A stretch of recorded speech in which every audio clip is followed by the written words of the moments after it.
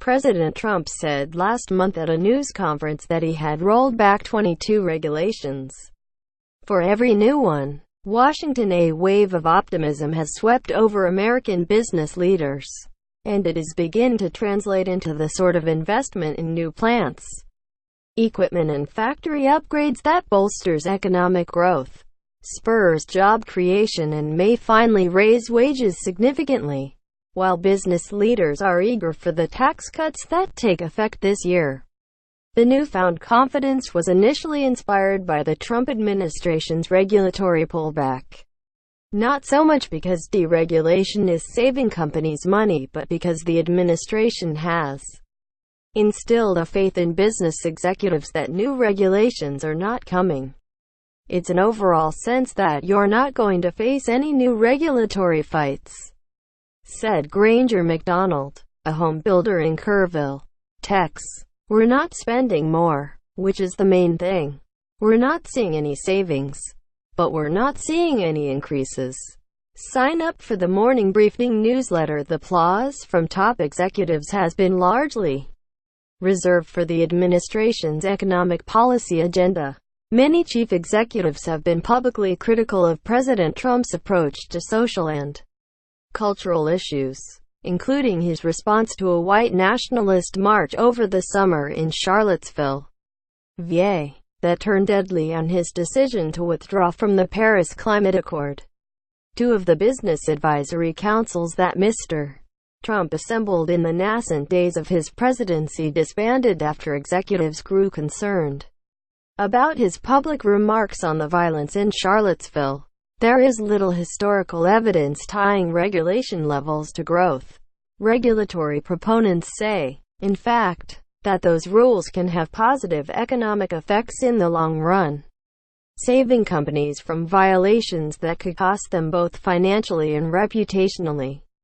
Cost-benefit analyses generally do not look just at the impact of a regulation on a particular business bottom line in the coming months, but at the broader impact on consumers, the environment, public health and other factors that can show up over years or decades. But in the administration and across the business community, there is a perception that years of increased environmental, financial and other regulatory oversight by the Obama administration dampened an investment and job creation, and that Mr. Trump's more hands-off approach has unleashed the animal spirits of companies that had hoarded cash. After the recession of 2008, some businesses will essentially be able to get away with shortcuts that they could not have under a continuation of Obama-era policies. The coal industry, for instance, will not have to worry about a regulation overturned by Congress and Mr. Trump that would have protected streams from mining runoff. Brett Hartle, the government affairs director at the Center for Biological Diversity, said the Trump administration might avoid big splash regulatory rollbacks this year and instead would make it harder for federal agencies to block business expansion. It's not going to be sexy things like we're killing the Clean Power Plan, Mr. Hartle said, referring to the Obama-era rule aimed at curbing greenhouse gas emissions from coal-fired power plants. But you can make it systematically harder for an agency to do the right thing. Only a handful of the federal government's reams of rules have actually been killed or slated for elimination since Mr. Trump took office. But the president has declared that rolling back regulations will be a defining theme of his presidency. On his 11th day in office, Mr. Trump signed an executive order on reducing regulation and controlling regulatory costs, including the stipulation that any new regulation must be offset by 2 regulations rolled back.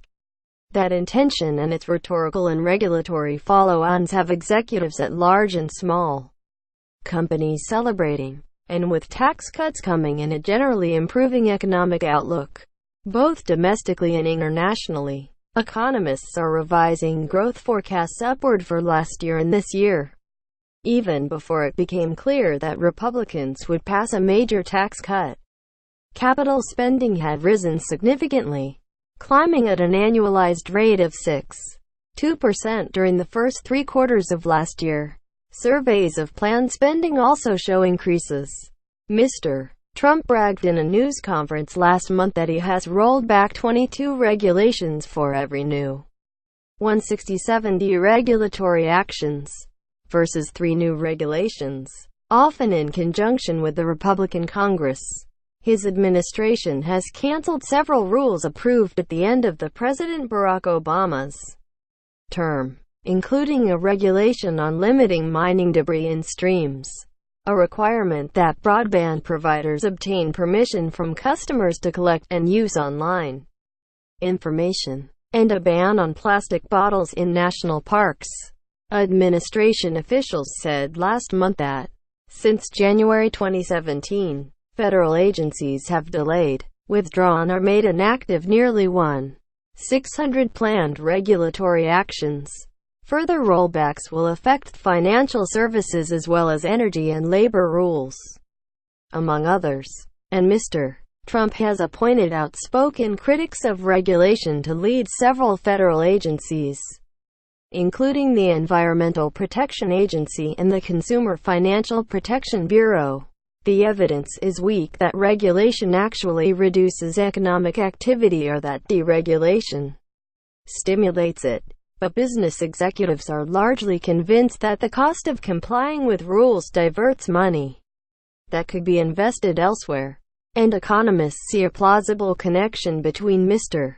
Trump's determination to prune the federal rule book and the willingness of businesses to crank open their vaults. Measures of business confidence have climbed to record heights during Mr.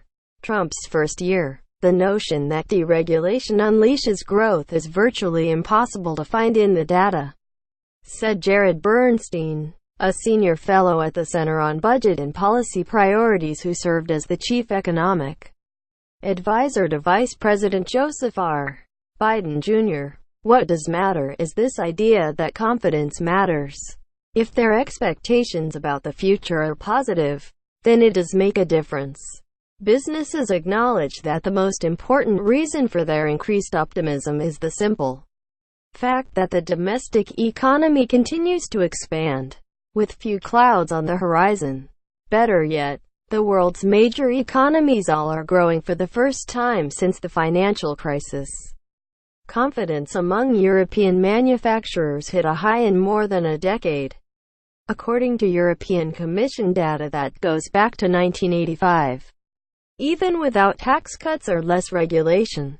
In Japan, now in the middle of its longest period of growth since the early 1990s, the central bank said corporate investment was exceeding its expectations, and it raised its forecast. The fundamental backdrop here is that this is a global synchronized expansion lifting everyone's spirits. From Tokyo to New York, said Mark Zandi, chief economist at Moody's Analytics in Westchester, PA. The entire global economy is on one page for the first time in over a decade. We're all moving in sync and that has everyone feeling good. Not just here but across the globe. The low unemployment in the United States may also be prompting increased spending, just as it did in the 1990s.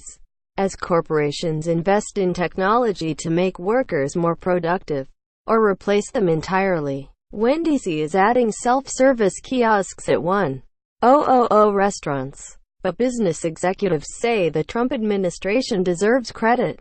Mr. McDonald said home builders have benefited from the killing of regulations written by the Obama administration, including a rule that broadened the definition of wetlands, which could have restricted home building in certain areas.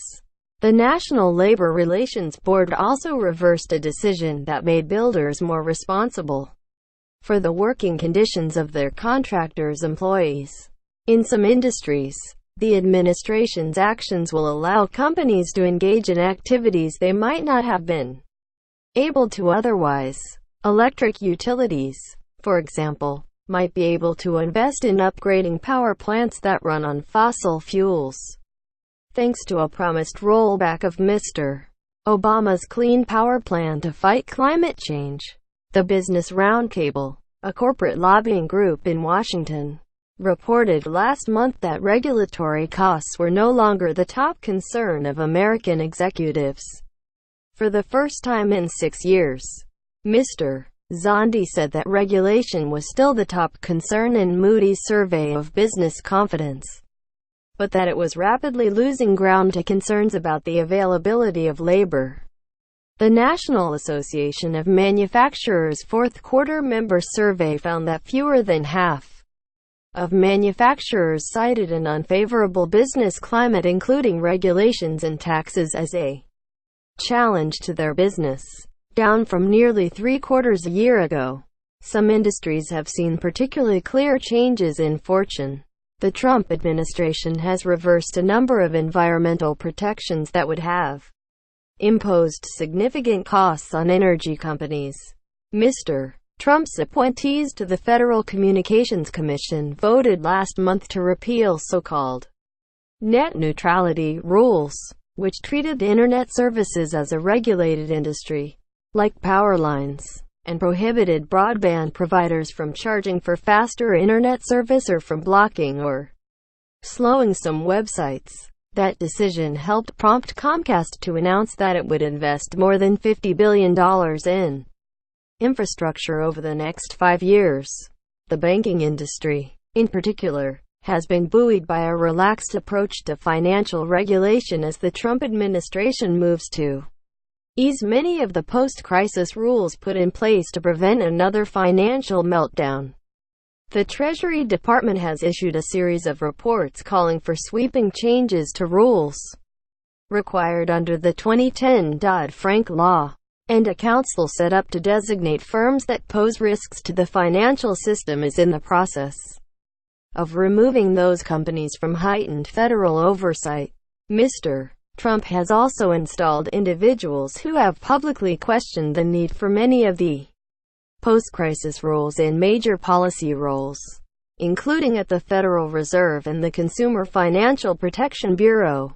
Bank stocks have been on a winning streak and ended 2017 up more than 15%.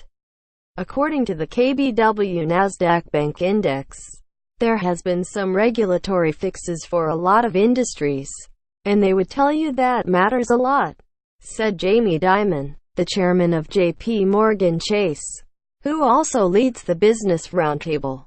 It's just hard to do a direct correlation. It doesn't mean it isn't real. The confidence is translating to industries that have not, as of yet, seen any obvious benefit or policy changes. We have spent the past dozen years or longer operating in environments that have had an increasing regulatory burden, said Michael S. Burke, the chairman and chief executive of AECOM, a Los Angeles-based multinational consulting firm that specializes in infrastructure projects. That burden has slowed down economic growth. It's slowed down investment in infrastructure. And what we've seen over the last year is a big deregulatory environment. Mr. Burke said he expected the actions to speed future projects for his company, though he declined to offer details, citing competitive risks. The White House sees its efforts as having their intended effect. Mr. Trump boasted about his deregulatory efforts last month at an event where he stood in front of a small mountain of printouts representing the nation's regulatory burden and ceremonially cut a large piece of red tape.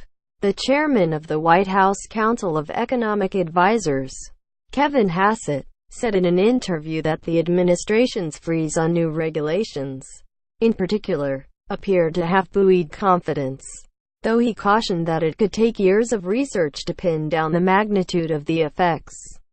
He said deregulation was the most plausible story to explain why economic growth in 2017 had outstripped most forecasts. Our view is, the no new regulations piece has to be more powerful than we thought, he said. Follow on Twitter, Benjamin Applebaum at @BKapplebaum and Jim Tankersley at @JimTankersley.